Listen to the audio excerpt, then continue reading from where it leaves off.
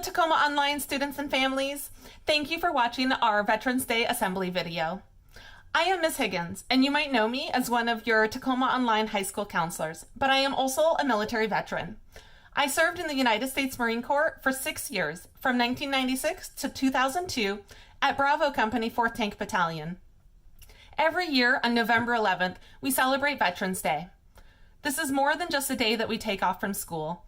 It is a day that we set aside to thank our military members who have served honorably in the United States military.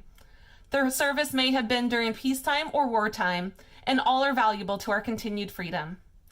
There are over 19 million U.S. veterans this year, so chances are you know one or two. Please take some time out of your day on Thursday to thank one of them for their service.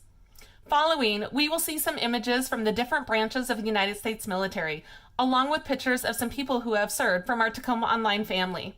Keep an eye out for someone you know. Thank you.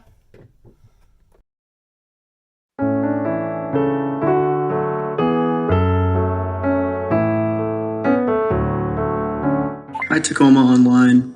I just wanted to give you a brief history of Veterans Day and to talk about its importance not just here in the US but also around the world.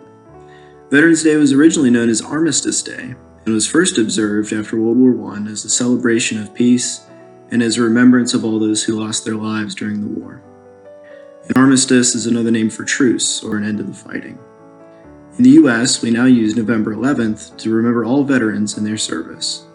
Many other countries still celebrate Armistice Day, or Remembrance Day as it is also known, and together remember the lives lost the world over and the importance of an enduring peace.